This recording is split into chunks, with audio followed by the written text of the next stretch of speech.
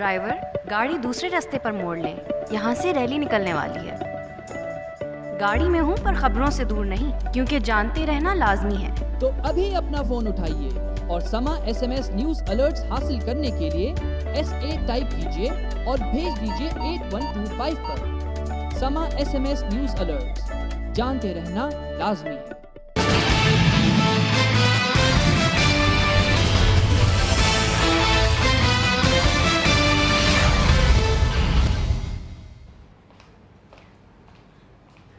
अस्सलाम वालेकुम, मैं हूं पारस खुर्शीद। राजा परवेज़ अशरफ के वज़ारत उज़्मा का मनसब संभालने के बाद जहां बहुत से मसाइल हल हो गए हैं, अफवाहों ने दम तोड़ दिया है, वहीं कुछ नए तनाज़ात और ख़दशात ने जन्म भी लिया है। जैसे सर-ए-फ़हरिस्त पाकिस्तान मुस्लिम लीग काफ के अरकान की बहैसियत वफाकी वज़ीर और वज़ीर मुमलिकत और मुशीर हलफ बर्दारी का मामला था।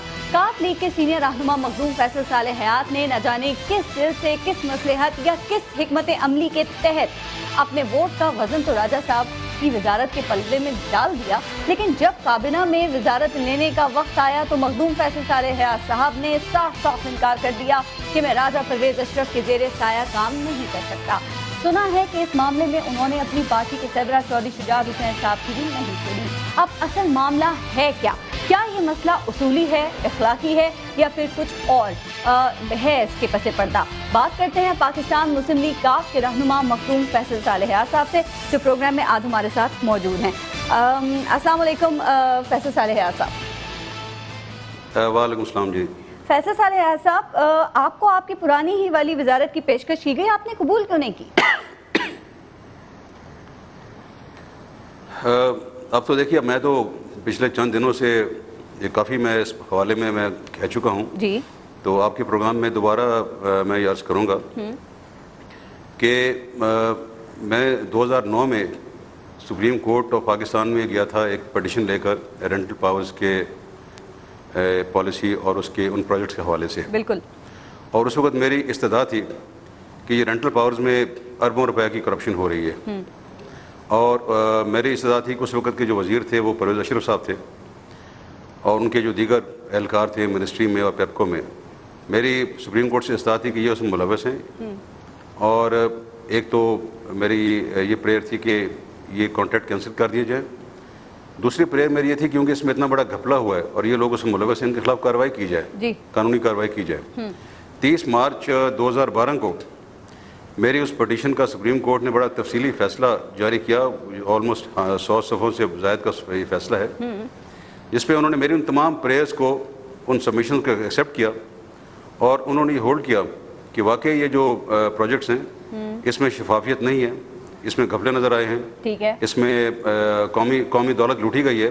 तो जब ये सामने बात आ गई तो बड़ी क्लियर बात थी कि मैं जिस शख्स के ख़िलाफ़ किया हूँ कोर्ट में, उसकी काबीना में तो शामिल होना जो है वो एक बड़ी बहुत ही अजीब बात है। मैं तो कभी ज़िंदगी में शायद उसका सोच भी नहीं सकते आप। लेकिन वोट पे क्यों दे दिया आपने? वोट क्यों दिया? दोनों चीज़ों को अलग-अलग रखें जी। अब वोट की बात करते हैं। जो वोट है वो मेरी पार्टी का फैसला था। क्या पार्टी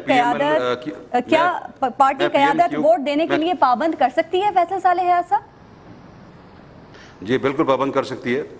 वो पार्टी क़यादत भी पाबंद कर सकती है और मैं खुद भी पाबंद हूँ, क्योंकि मैं पाकिस्तान मुस्लिम लीग का पार्लिमानी लीडर भी हूँ कौमी असम्बली में। आपको शायद इसका इल्म होगा। जी जी बिल्कुल बिल्कुल। तो मेरा बुनियादी फरीज़ा है कि मैं पूरी पार्टी को कौमी असम्बली में उसका जो नज़्म व ज़ब्त है, उसके जो डिसिप्लिन है, उसकी जिम्मेदारी मेरे पे आयद होती है। ठीक है।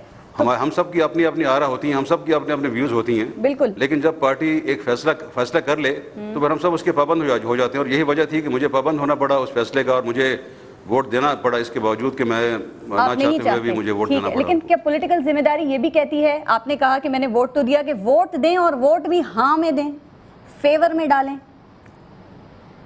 आपकी माफ़ी, आप आवाज़ ज़रा कट रही है, मुझे सही समझ नहीं आ रही है। मैं ये कह रही हूँ कि आपने कहा पॉलिटिकल जिम्मेदारी है, ज़ाहिर है पार्टी ने आप पर ये आयद की थी, तो क्या पॉलिटिकल जिम्मेदारी ये भी कहती है कि आप वोट डालें, जो कि आपने डाला, और फेवर में डालें, हाँ में डालें? मैं आपकी बात सही समझ नहीं सका, लेकिन अगर मैं समझ सका हूँ तो उसका जवाब शायद मैं ये दूंगा कि जो काबीना में शमूलियत है वो मेरा इनफरादी फैसला है, मुझे उसके लिए फोर्स को नहीं कर सकता। کہ نہ پارٹی فورس کر سکتی ہے نہ کوئی اور میں اپنی لیڈرشپ کا مشکور ہوں جنہوں نے میری اس اصولی موقف کو انہوں نے سمجھا بھی اور انہوں نے اس کی بلکہ تائید بھی کی اس کی کہ تم بالکل ٹھیک کہہ رہے ہو وہ کہ ان کی خواہش تھی کہ میں شمولیت اختیار کروں میں جی اور لیکن میں نے کہا جی کہ میں کسی صورت بھی میں اس کیبنٹ میں شامل میں نہیں ہو سکتا. ویسے بھی دیکھیے یہاں پہ بہت ساری باتیں ہوتی رہتی ہیں.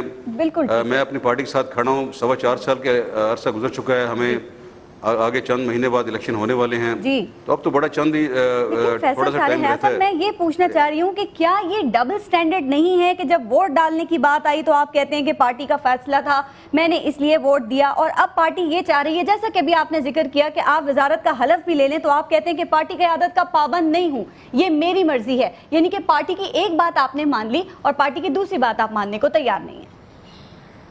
اس لیے میں پھر آپ کو عرض کروں کہ ڈبل سٹینڈرڈ قطعاً نہیں ہے کیونکہ پارٹی جب کہتی ہے کسی کو ووٹ دینے کے لیے تو وہ ہمارا سب کا قومی اسمبلی کے اندر ایک متفقہ فیصلہ ہے. قومی اسمبلی کے اندر آپ اگر پولیٹیکل پارٹیز ایکٹ پڑھیں گی نا اس میں آپ کو معلوم ہوگا کہ اگر آپ پارٹی جس کو لیڈر آف دا ہاؤس یا لیڈر آف دا اپوزیشن کے لیے یا جو بھی الیکشن ہوتا ہے چند اس میں بڑی کلیئر کٹ شکیں ہیں کہ آپ اگر اس کے خلاف ووٹ دیں گی تو آپ پارٹی کی پالیسی کی خلاف ورزی کر رہے ہیں اور آپ پہ وہ ڈیفیکشن کلاز لاگو ہوتا ہے. اور اس میں ووٹ دینا جو ہے خاص طور پہ جو ابھی لیڈر آف دا ہاؤس کو وہ اس میں شامل ہے. اور جہاں تک کابینہ کی شمولیت کا تعلق ہے اس کا ڈیفیکشن کلاز سے یا ووٹ دینے یا نہ دینے سے یہ پارٹی پالیسی سے کوئی تعلق نہیں ہے. لیکن کابینہ کی یہ جو پارٹی آپ نے بات پالیسی ہے کی اس میں ٹھیک ہے آپ نے کابینہ کی بات کی. دیکھیں آپ نے میڈیا سے بھی گفتگو کی آپ نے کہا کہ میں چونکہ راجہ پرویز اشرف کے خلاف سپریم کورٹ میں گیا تھا ابھی پروگرام میں بھی آپ نے ذکر کیا تو میں ان کے زیر سایہ کام نہیں کر سکتا یعنی کہ آپ ووٹ دے سکتے ہیں لیکن ان کے ساتھ کام نہیں کر سکتے. میں آپ سے یہ پوچھنا چاہ رہی ہوں کہ کہا یہ بھی جا رہا ہے کہ امپریشن یہ بھی ہے فیصل صالح حیات صاحب کہ راجہ پرویز اشرف صاحب کی کابینہ میں وزیر آپ اس لیے نہیں بنے کہ آپ کو انتقامی کارروائی کا ڈر تھا. کیا ایسا ممکن ہے؟ کیا واقعی ایسا ہے؟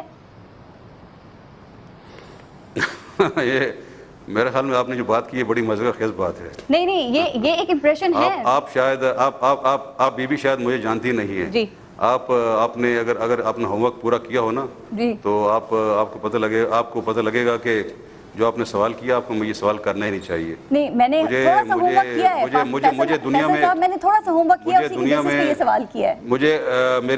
مجھے ذرا بات اپنی مکمل کرنے دیجیے. آپ کائنڈلی بات مکمل کرنے دیجیے. مجھے دنیا میں کسی کا اللہ کے سوا ڈر نہیں ہے. اچھا اور انتقامی کارروائیاں تو مجھے کون انتقامی کارروائیوں کا نشانہ بنا سکتا ہے. یہ مجھے افسوس ہے آپ کا یہ سوال سن کے. کائنڈلی آپ اپنا ہوم ورک کریں گے نا آپ کو پتہ لگے گا کہ میں ایک پولیٹیکل ورکر کے طور پہ کس جد و جہد کے عمل کے تھرو گزر کے میں آج یہاں پہنچا ہوں.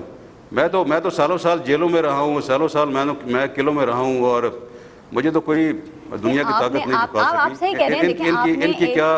ان کی کیا حیثیت ہے کہ مجھے کوئی جھکا سکے. دیکھیں لوگوں کے ذہنوں میں سوال تو اٹھتے ہیں نا اور وہ جواب بھی چاہتے ہیں. اب آپ نے ایک آدمی کو کٹہرے میں لا کر کھڑا کر دیا. آپ نے راجہ پرویز اشرف کے خلاف رینٹل پاور میں فریق بنے. آپ نے ایویڈنس پرووائڈ کیے پروفز آپ نے دیے. آپ نے کہا کہ 50 بلین روپیز کی کرپشن رینٹل پاور پروجیکٹ میں ہوئی ہے. آپ نے یہ کہا کہ راجہ پرویز اشرف اینڈ کمپنی نے یہ پروجیکٹ پیسے کمانے کے لیے شروع کیا. تو شاید کچھ انتقامی کارروائی کا ڈر ہو اس لیے میں نے آپ سے یہ سوال کیا کیونکہ اب تو وہ پاور میں ہے نا.